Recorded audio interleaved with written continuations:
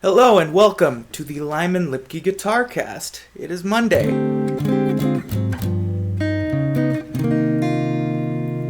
Good to see y'all here. Do you have any weird guitar superstitions that may or may not have some sort of basis in fact or science? One that I've got is anytime I'm tuning, I'm making sure to mute all of the other strings, because all of the tuner picks up is the input data, and other strings are vibrating when if I just leave my hand off the instrument and then mute the string I plucked, other strings are vibrating, and I don't want that data or information to cloud the judgment of my tuner. So I'm always muting everything when I'm tuning my guitar. There are some people who would say tone wood is a superstition. I'm not gonna get into that. If you know anything about me, you should probably have a pretty good idea of where I stand on that. I'll probably talk about it on a live stream.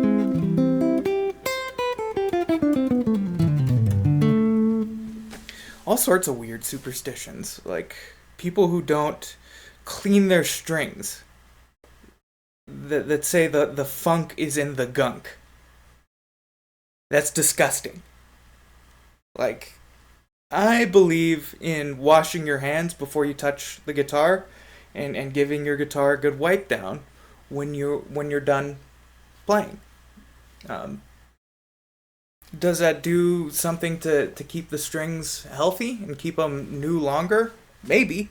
All I know is that when my strings are gross, my hands feel icky. If my hands feel icky, I'm not going to play as well. So that's one of my pre-gig rituals, is I'm always washing my hands before any set.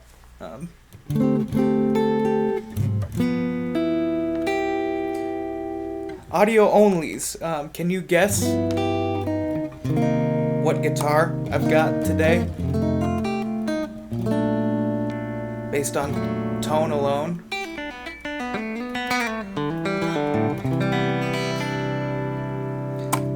Video onlys can see it. I've got my Stratocaster, my Squier Classic Vibe Stratocaster. I was all ready to replace the magnets on these pickups, but I found out they're Alnico 5s, which is pretty cool. So I didn't need to take out any ceramic magnets. I did, however, replace the neck. I wasn't a big fan of the neck. I replaced it with a Telecaster neck that I got from a friend of mine, Cameron from Wild Giants.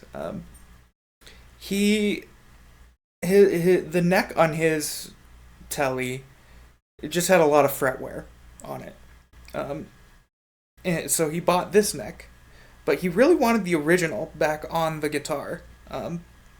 So I told him, hey man, I'll level and crown your old telly's frets, and then I will give you this Schecter 7-string guitar if you trade me the roasted maple replacement neck you have. And he agreed to it. Truth to tell, that seems like a ripoff, but genuine Fender neck, I'm sure I could have bought the guitar that I traded him 3 times for what he paid for this. And he knows that. He didn't have a 7-string. And I liked that 7-string, but it's just too heavy. I like light guitars. Speaking of heavy guitars, do any of you follow Burl's art?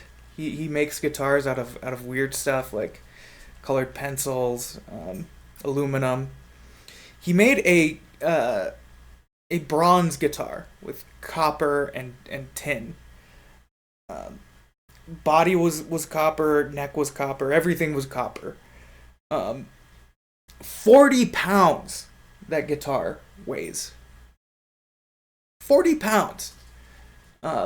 When he said that, I audibly gasped. Like,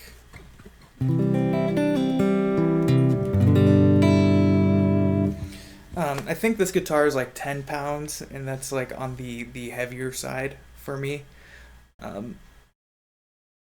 I don't know, like, I like light instruments. Uh, if you've never played a 4 hour gig, like the difference between a pound or two on the instrument that you're holding for 4 hours, I can make all the difference in the world. Yeah. And I'm just about, being comfortable when I play. Like, I'm just trying to get comfortable, because if I'm uncomfortable, I'm not going to be able to execute on the level that I know I can execute on. Um, Even when I'm completely comfortable, I'm still probably not going to execute on the level that I know I can, in a gig situation. Because whenever you're in a gig situation, unless you've gigged 5 nights a week for the last 20 years, there's gonna be some sense of unknowns. Like, is the bar owner gonna be in a bad mood tonight? Are there gonna be any drunk people annoying me or trying to touch my stuff? Am I gonna get paid on time? Am I gonna get along with the sub that the band leader hired? So, like, all of that stuff sort of raises the leverage of the situation. I call them high leverage situations. Um, and versus practice, a high leverage situation, like practice is not a high leverage situation. But on a gig, you get one shot to do the thing in the song. Um, when you're practicing, you have all the time in the world. You can repeat, do over, really refine the thing, but you only get one shot in a gig, so that raises the stakes a little bit. And there's all these little factors that are raising the stakes. So, I like to tell my students and friends to, like, there's one of two options for you. One, you learn how to lower the stakes of a gig situation, like not feel so, um, you know, uncomfortable, nervous, what have you. I don't get nervous for gigs all that often anymore. Usually only when I'm playing a new venue or playing with new people or playing a lot of new music. That's what gives me nerves. And playing in front of people that I respect. That'll turn the nerves on. But, if I've been playing with a band for 4 months in a venue that I'm comfortable with, like, I'm super happy. Like, I'm pretty comfortable most of the time. Physically and emotionally and musically. So finding a way to get comfortable so that the gig doesn't feel like it's as high of a leverage situation. On the flip side, and this might be something that's more easily attainable, not necessarily more easier or practical, but easier to obtain than regulating your emotional state on a gig, or your physical state, and that is raise the leverage of a practice situation. I jokingly, do not do this. Tell my friends, like, yeah, when you're practicing, just set your garbage on fire, and you gotta play the line before the fire engulfs you, so you have enough time to put it out. That's a high leverage situation, more high leverage than most gigs, like I would say. Or something that's a little bit easier to do. When my wife says, "Okay, are you ready to go?" and I say, "Yes," I've got 5 minutes of very high leverage practice before the flip flop comes flying at my head.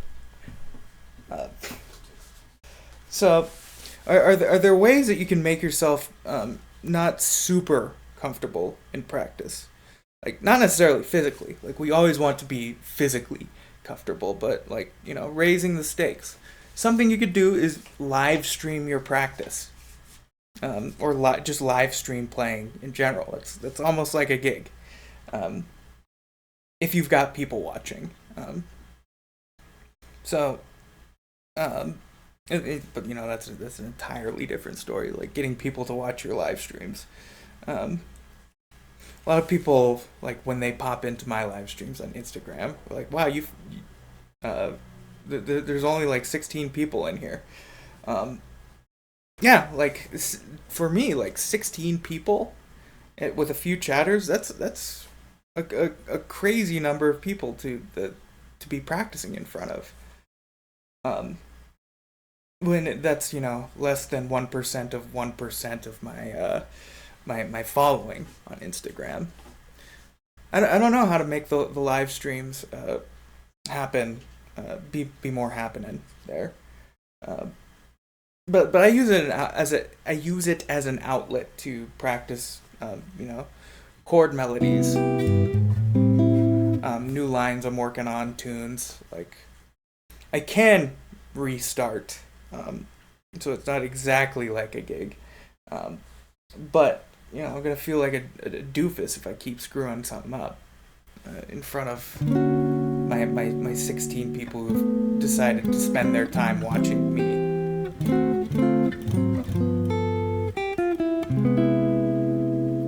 So, see if there's ways you can make the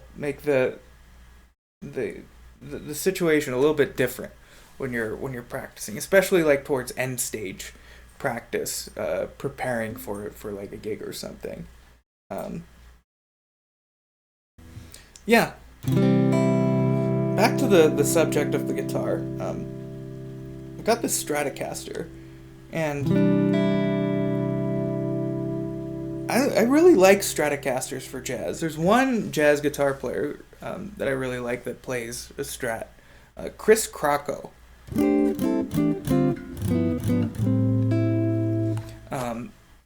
I have no idea how he gets his sound, but if I was to ask him, he'd probably say it's mostly in the fingers.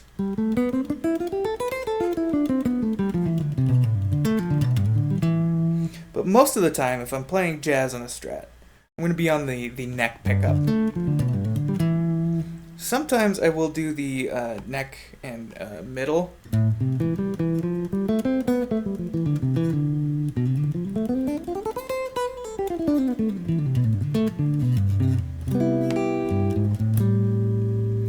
And I usually have the tone on 4 or 5 when playing jazz.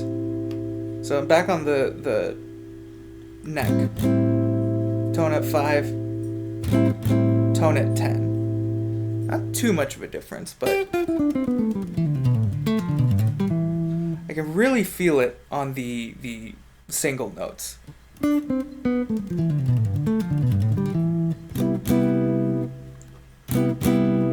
I don't feel it so much on the chords. And I've also got my volume at like 7 or 8.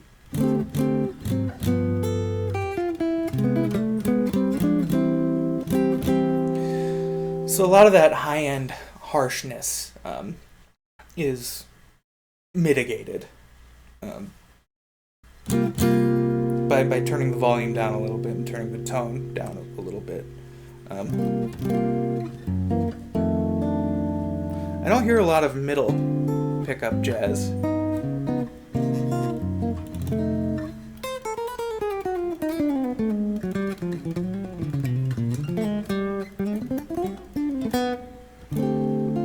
And there's a lot of the microphone being picked up, which has become a huge part of my sound. Like, I love the actual acoustic properties of the string being struck. Like I think it's a nice blend with the electric signal and the acoustic signal, especially on something like an archtop that has good acoustic projection. And something you almost never hear is a bridge pickup jazz.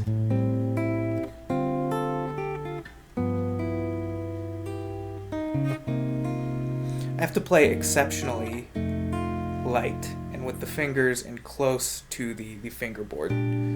Sometimes over the fingerboard.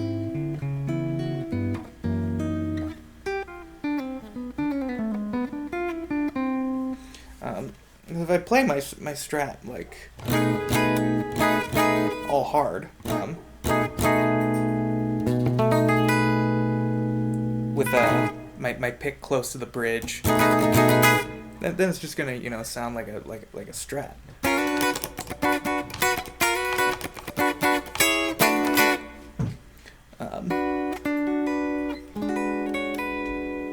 Even with the pick, like I have to play really lightly to get something usable for bridge pickup jazz. Maybe I wouldn't use the point of the pick, but one of the rounded corners.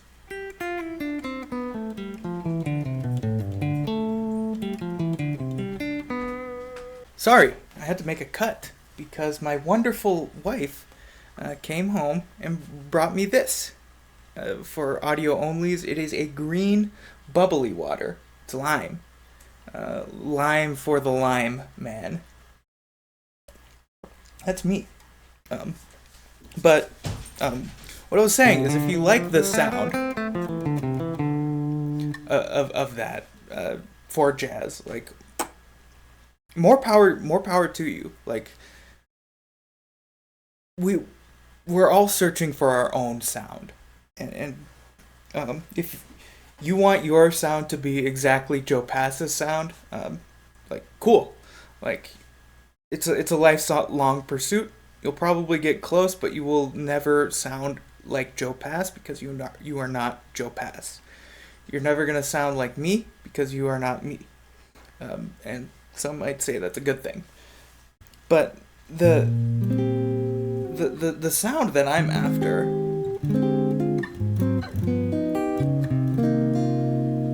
is that neck pickup sound, more pronounced fundamental, but without a that big tone at zero, like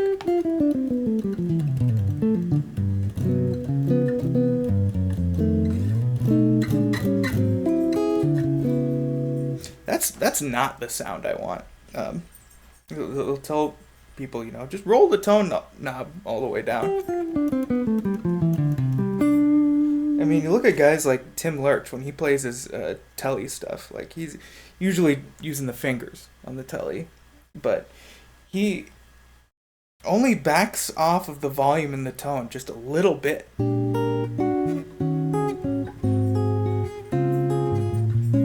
So really, you can play jazz on anything. I've got a little bit heavier strings on this than you would on your normal Stratocaster.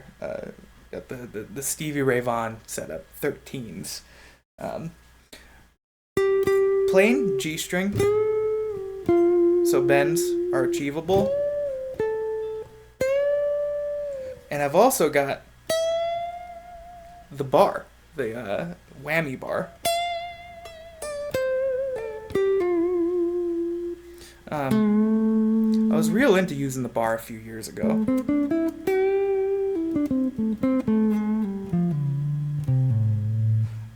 Not so much these days. And it's just the stock tremolo on the classic vibe. Tremolo. It's not a tremolo. It's a vibrato. But Leo Fender, I've heard, wasn't really a musician. He was a maker and builder. He did a damn good job. He got it right the first time. The Telecaster.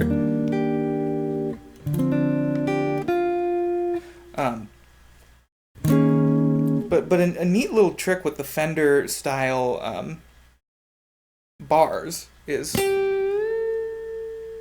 sometimes if you're going wild with the bar, your guitar will slip out of tune. And so what I like to do is before I tune, I like to make it go, wild, up and down, and then I just hit it once.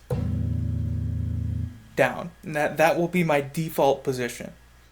So when I tune to pitch and start using the bar, going crazy with it, if I hit it once,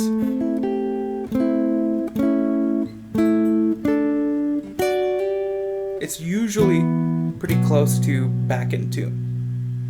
So if you're having trouble with the tuning stability on a floating bridge, try setting up a default position like before you tune. And this is floating to a pretty good degree where I can get a half step on the high E string, a whole step on the B string, a minor third on the G string,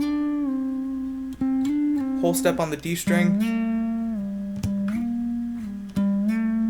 basically a whole step on the A string, and a minor third on the E string.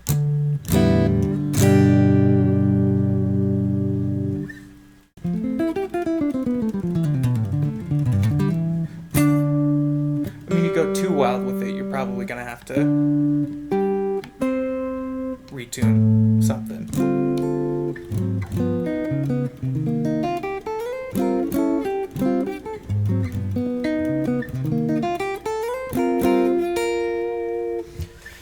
But I love the sound of single coils. I don't just like the sound of single coils. I love the sound of single coils, which is terrible because I hate noise. You hear my voice break there? It generally upsets me. Genuinely upsets me. 60 cycle hum, just it grinds my gears. Like this guitar, if I'm not facing the right way, I'm gonna get a lot of noise with it. That's just the nature of single coils, unfortunately. I did wind a dummy coil and install it in this guitar, so there's another coil right here that essentially just takes the place of the lead that goes to from the volume pot to the switch. Just a really long lead. And I watched one YouTube video. I'm not sure if it works. I did not take any measurements before I installed the dummy coil, and I haven't taken any measurements after. So not very scientific. But I got to practice winding coils for when I make pickups. I'm once I feel more confident making pickups and I can make a pickup without melting the G-dang bobbins, I'll make a video on that. Because that's one thing that I am in pursuit of. Like I want the perfect pickup to sound the way I want it to sound, like just plugging into a relatively flat amplifier and speaker. I mean, you can get most sounds out of most pickups. I just want to eliminate as many variables as possible. Like, amp's flat, I plug in, the guitar sounds like I want it to sound. Like, that is my ultimate goal. And we'll see. We'll see what happens there. Because Glenn Fricker, he is a large proponent of the pickup doesn't do all that much, especially for humbuckers and high gain metal tones. I think he has made some concessions that clean tones, the pickup can make a pretty big difference on the sound, and single coils have there could be more of a difference. And I mean, like, if you're running a lot of gain, like, you can pretty much get like the sound you want, like proper use of EQ. Like, I think I talked about that last time, like tone. Just use an EQ, and like learn what the knobs on your uh, pedals actually do. Like, there's a tone knob. What is that doing? Um, is it a low pass filter? Is it a band pass filter? What are those things? Look that up. Um,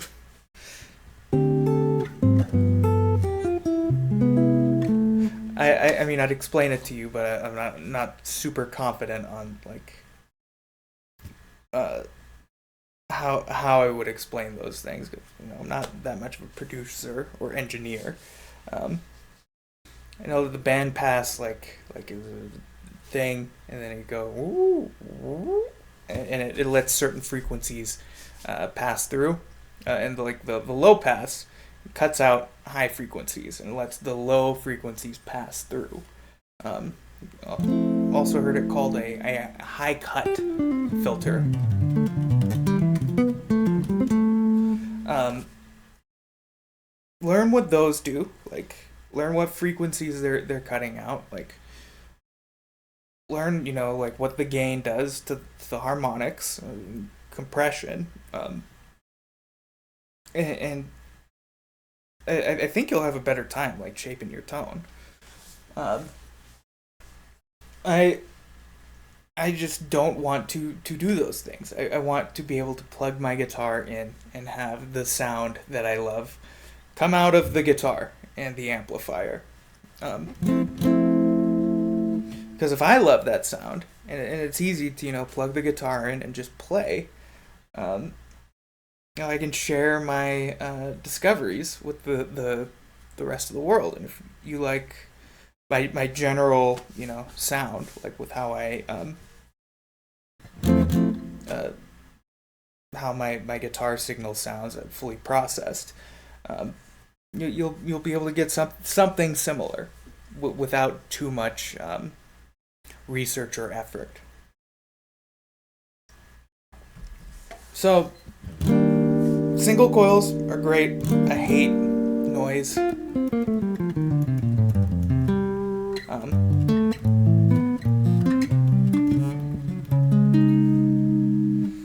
but I've been digging on the Strat lately. I've been playing some Soca as of late.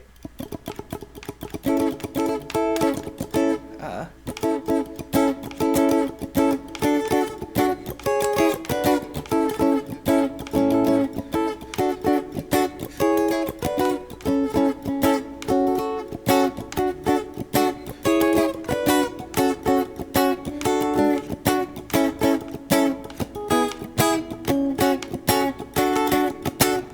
um, African and Caribbean rhythms. My dad was in a soca band for years and years and years. Like when I was growing up, I would always go to see him play at festivals. Like when I was, 1, 2 years old, and he would tie me with a leash to the mains, so he could keep an eye on me. These festival stages. Um, and I have tinnitus. Those two things are completely unrelated. For the audio only listeners, I made a face and shook my head at the camera. Um, but like those rhythms like are a big part of my musical development. Because like before I cared about music, I was like I didn't start caring about music until I was 10 years old. Um, Before that, like I didn't really give a darn, but one of my favorite toys as a kid was this little keyboard, little Yamaha keyboard that my dad had. And it had this demo on it. I might remake that demo at some point. See if it will be a nostalgia trip for anyone else. Like I don't think so. Like maybe there are a couple like people who were kids when that keyboard was around, but just old enough that it could be turned into a toy. Um, that have a connection to that demo. There might be like four in the world. So like I was probably always gonna do music stuff, but before I cared about music really, like it was just my dad's music and the music that my mom listened to around the house, which was a lot of Cher, a lot of Rod Stewart, and a lot of Hawaiian music. Some like not really traditional Hawaiian. Like I mean, you could call some of Brada Ease's stuff. Could you call it traditional? I don't know. Um, but like a lot of like Hawaiian like stuff that was on Hawaiian radio in the mid to late '90s, uh, which has a lot of reggae influence to it. Um, so like island music, like I love island music. I don't know if I've ever mentioned that online publicly, but I'm coming out as a fan of island music. Um, I also had a ska band when I was 16, 17. We were called Sideways Gravity, and I played guitar and I sang lead. And that wasn't a good experience for anybody because they had to listen to me sing. And there are recordings, and no, I will not share them with you because they're awful. So that music like it played a big part in my musical development. Uh,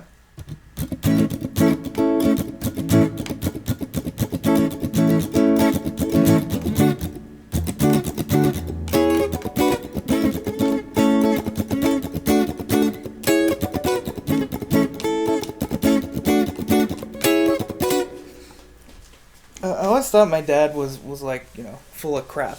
He's like, uh, that music is hard to play because we play it so fast, and I have to hold my guitar down low to so my arm doesn't cramp up. Uh, like as I got older and developed more as a musician, I was like, man, this dude's full of crap. Like you're just not doing it right.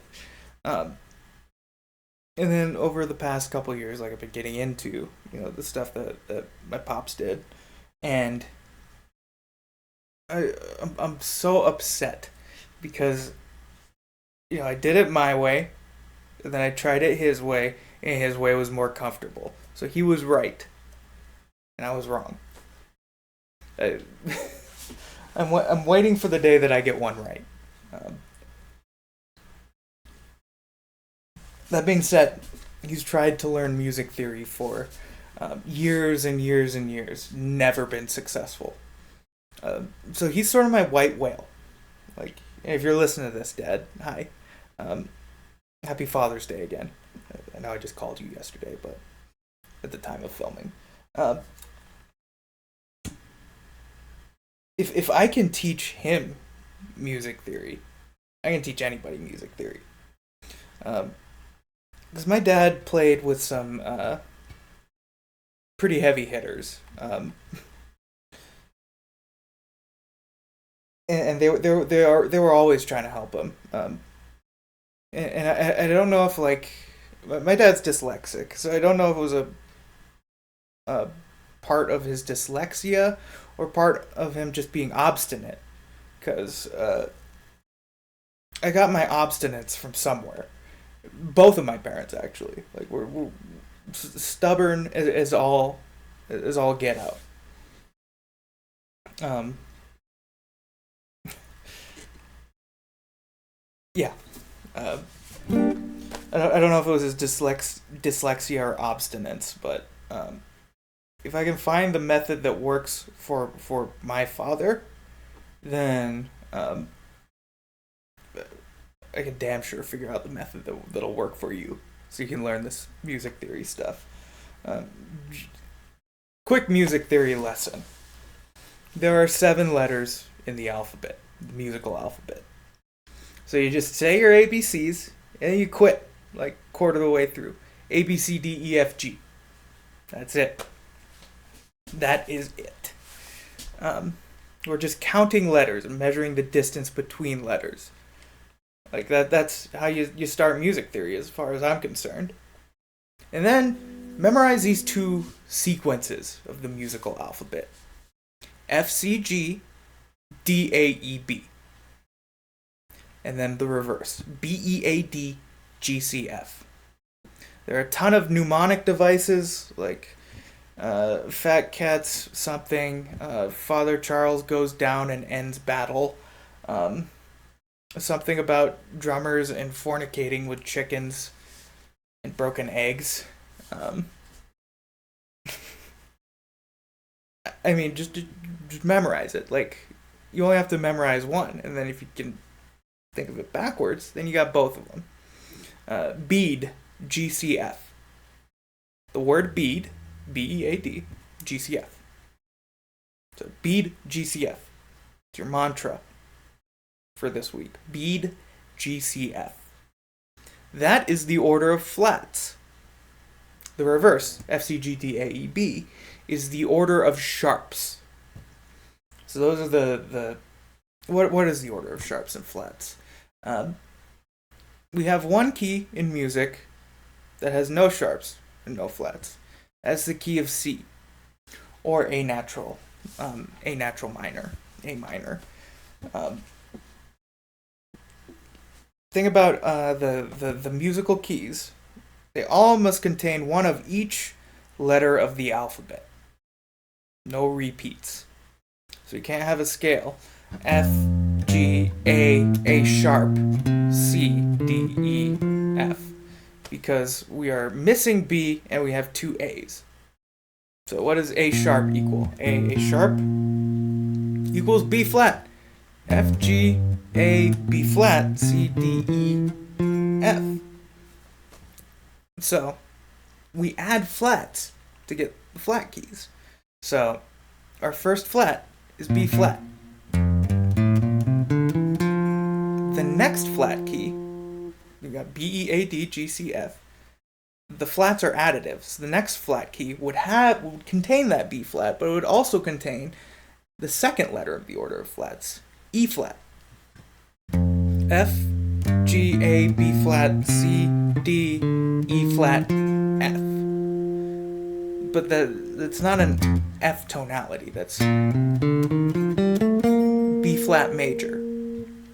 The next key would have all the letters, but the B's, E's, and A's would be flat. And that'd be the key of E flat. So the second to last flat that we add, that's the name of the key. B, E, A, D, 4 flats. Second to last is A, key of A flat. So A flat, B flat, C, D flat, E flat, F, G, A flat. That's how we spell the keys. Same thing with sharps. We'll add sharps. So the order of sharps, F, C, G, D, A, E, B. First letter in the order of sharps is F sharp. So that with the sharp keys, whatever the last sharp we added, go up a half step or one letter.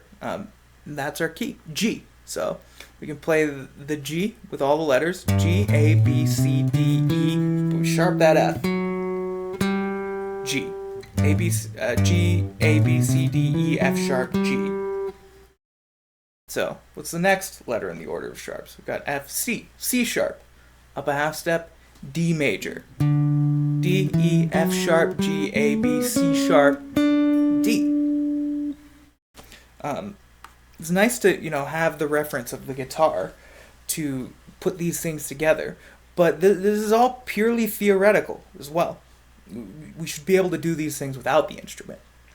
So, being able to figure out like what's the key that has one flat. Well, there's no second to last flat because there's only a last flat there, but it's F. So we can BEADGCF, BEADGCF. It's a repeating pattern. So before B would be F. So that would be key of F, B flat, E flat, key of B flat, B flat, E flat, A flat, key of E flat, B flat, E flat, A flat, D flat, key of A flat, B flat, E flat, D flat, A flat, D flat, G flat, key of D flat. And then we get to the key with 6 flats or 6 sharps. And those are actually enharmonic equivalents, which is a fancy way of saying sounds the same, but spelled different. Key with 6 flats is G flat. The way I think of that is that G flat has all of the letters, but 6 flats. So B, E, A, D, G, C. Every letter is flatted except F. We also got the key of F sharp, which has 6 sharps. F, C, G, D, A, E. So key of F sharp has all the letters, but the E's are natural. Everything else is sharped. So, give an example. Well, I'll give a demonstration. F sharp, G sharp, A sharp, B. There's our natural note. C sharp, D sharp, E sharp, F sharp. E sharp, you might be thinking if you've got any sort of piano knowledge. There's no key between E and F. You're correct. E sharp sounds the same as F. However, we cannot have F sharp, G sharp, A sharp, B, C sharp, D sharp, F, and F sharp. Because as we discussed before, we have to have all the letters. So that's one way of dealing with it. Like, and by far, like, I think, like, a more simple way to think about it, like, as a guitar player, instead of, thinking of piano keys. I got into the guitar to play the guitar, not the piano. So, that's the key of F sharp. F sharp, G sharp, A sharp, B, C sharp, D sharp, E sharp, F sharp. Key of G flat, A flat, B flat, C flat, D flat, E flat, F, G flat. So in the key of G flat, this is an F. In the key of F sharp, this is an E sharp.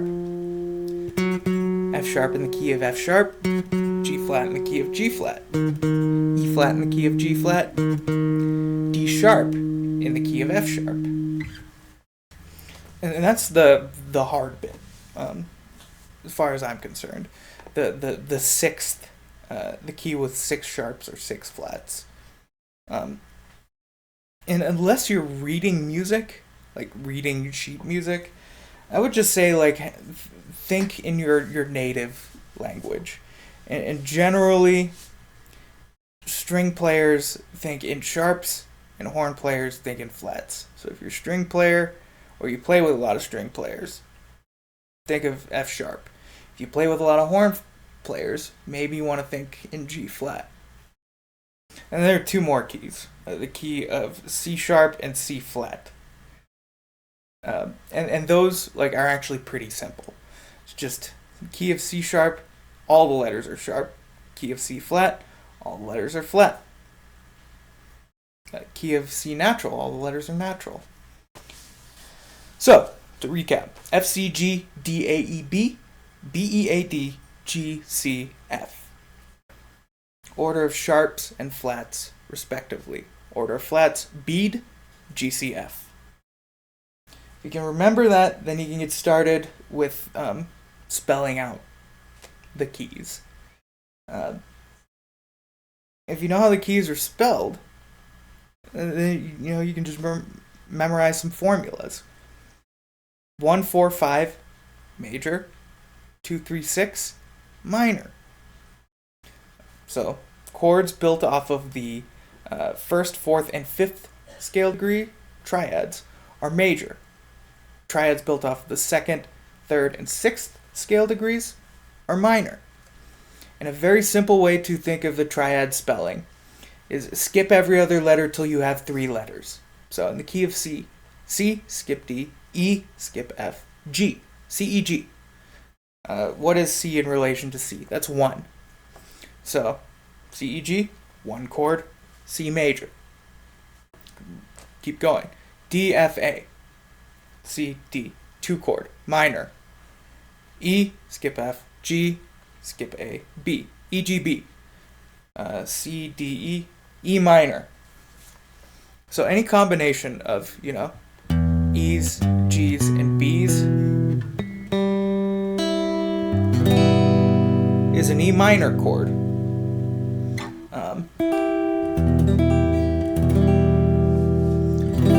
These are some lesser played E minors, like probably E minors you should never play. I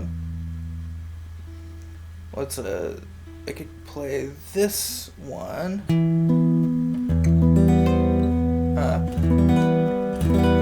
Got E, E, B, G, B, B.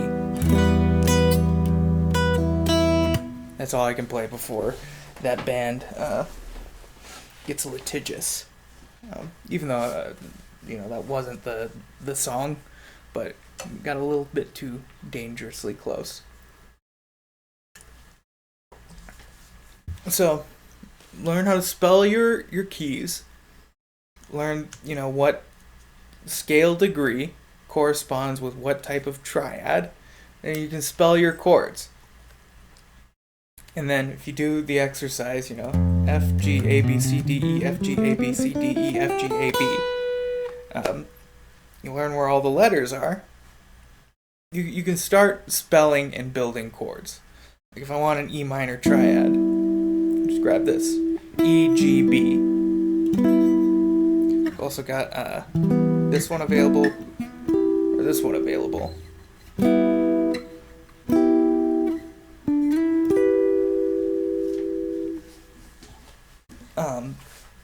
Yeah, that's theory in a nutshell, as far as I'm concerned. I'll make a more organized video on this. I just thought I'd give the breakdown, mostly for my father, because if you listen to this, Pops, also, hi bro, hi gentlemen,